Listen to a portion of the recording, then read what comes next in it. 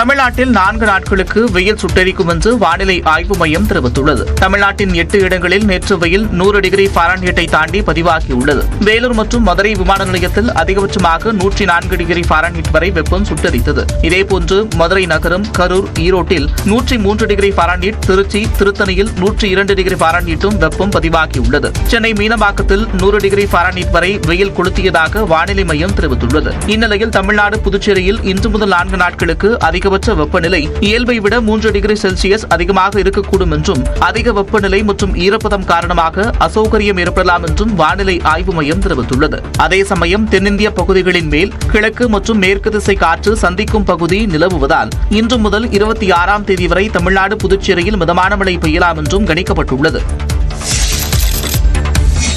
தமிழ்நாட்டில் திமுக கூட்டணி மென்மேலும் வலுவடைவதாக முதலமைச்சர் மு.க. ஸ்டாலின் தெரிவித்துள்ளார். சென்னை அண்ணா அறிவாலயத்தில் திமுக தலைவரும் முதலமைச்சருமான மு.க. ஸ்டாலினை சந்தித்த மார்க்சிஸ்ட் கம்யூனிஸ்ட் கட்சியின் பொதுச் செயலாளர் எம்.ஏ. பேபி ஆளுநருக்கு எதிரான வழக்கில் சாதகமான தீர்ப்பை பெற்றதற்கு வாழ்த்து தெரிவித்தார். பின்னர் நியூஸ் 18 தமிழ்நாட்டிற்கு பேட்டியளித்த எம்.ஏ. பேபி அதிமுக, பாஜக கூட்டணியால் எந்த மாற்றமும் ஏற்படாது என்றும், வரும் சட்டப்பேரவை தேர்தலிலும் திமுக தலைமையிலான கூட்டணி வெற்றி பெறும் என்றும் நம்பிக்கை தெரிவித்தார். Tamilnadu played a very important role. Tamilnadu is the state from where not a single MP could be elected supporting BJP or their allies.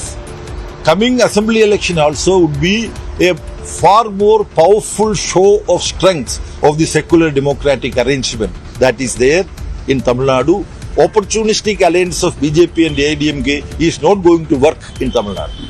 இந்த சந்திப்பு குறித்து முதலமைச்சர் மு.க. ஸ்டாலின் வெளியிட்ட எக்ஸ் பதிவில் திமுக கூட்டணி உறுதியாக இருப்பதாகவும் மென்மேலும் வலுவடைவதாகவும் தெரிவித்துள்ளார்.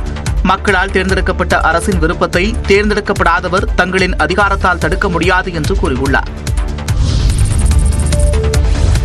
ஆளுநர் ஆர்.என். ரவி துணைவேந்தர்கள் மாநாட்டிற்கு அழைப்பு விடுத்திருப்பது உச்சநீதிமன்ற தீர்ப்பை அவமதிக்கும் செயல் என்று மார்க்சிஸ்ட் கம்யூனிஸ்ட் கட்சியின் மாநில பொதுச் செயலாளர் சண்முகம் தெரிவித்துள்ளார். துணைவேந்தர்களை நியமிக்க தமிழ்நாடு அரசுக்கு தான் அதிகாரம் இருப்பதாக சமீபத்தில் உச்சநீதிமன்றம் தீர்ப்பளித்தது.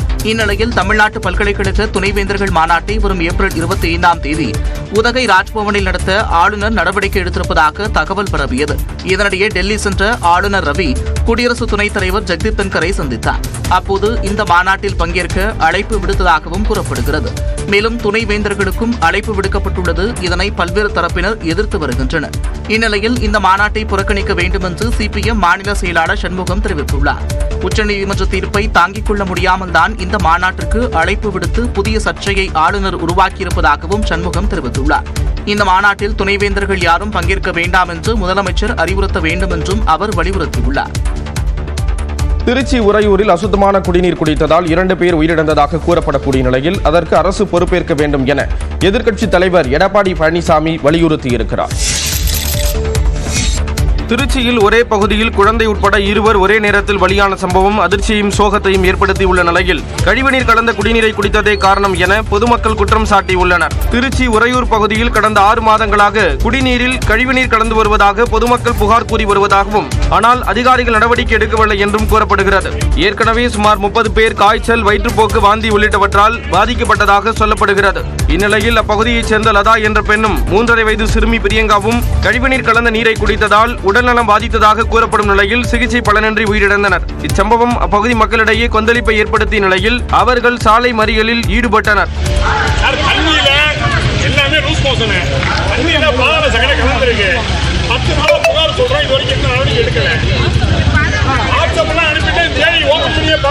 மாநகராட்சி அதிகாரிகளின் அலட்சியமே 2 உயிர்கள் பறிபோனதற்கு காரணமாக மக்கள் குற்றம் சாட்டியுள்ளனர். எல்லாம் சிக்காயிட்டே தான் இருக்காங்க. யாரும் எந்த நடவடிக்கை எடுக்கல. தண்ணி வரும்போதே புழுவா வருது. இதை தடுக்க தவறு அதிகாரிகள் மீது நடவடிக்கை எடுக்கணும். மேலும் இந்த பிரச்சனையை உடனடியாக சரி செஞ்சு இந்த பகுதி மக்கள் உயிரை காப்பாற்றணும். அதிகாரிகள் நினைச்சிருந்தா 1 வாரத்துக்கு முன்னாடியே சரி பண்ணிடுவாங்க. அதே சமயம் கோயில் திருவிழாவில் கொடுக்கப்பட்ட அன்னதானம் தான் லதா, பிரியங்கா உயிரிழப்புக்கு காரணமாக சுகாதாரத்துறை அதிகாரிகள் கூறி வரும் நிலையில் இந்த சம்பவம் தொடர்பாக விசாரணை நடந்து வருகிறது.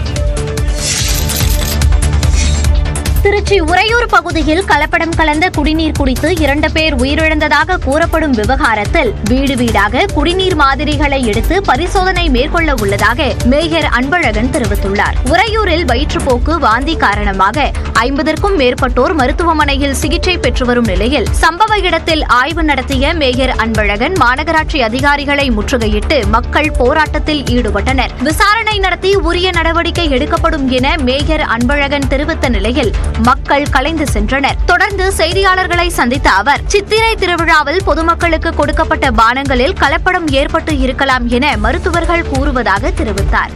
நேற்றைக்கு அந்த தண்ணீரிலே கலந்து வருகிறேன்னு சொன்னார்கள். ஆனால் தண்ணீரிலே நாங்கள் டெஸ்ட் பண்ண வரைக்கும் தண்ணீரில் எந்த கலப்படமும் இல்லை என்றது தெளிவாக தெரிகிறது. இன்னைக்கு சித்திரை திருவிழா நடைபெறும் போது அன்றைக்கி கொடுத்த பானக்கத்திலேயோ நோய் முறையிலையோ ஏதோ தவறு நடந்திருக்கலான்றது மருத்துவ அதிகாரியுடைய குற்றப்பத்தி இது. தண்ணீரை டெஸ்ட் பண்ணி திருப்பி அவங்களை தண்ணீரை அடைச்சி நாளை காலையில் நான் பார்த்து தண்ணீர் தெளிவாக வருதா வரலையான்னு பார்க்கறதுக்காக நாளை காலையில் வர போகிறோம். வீடு வீடாக சென்று குடிநீர் மாதிரிகளை சேகரித்து பரிசோதனை மேற்கொள்ள உள்ளதாக மேயர் அன்பழகன் தெரிவித்தார்.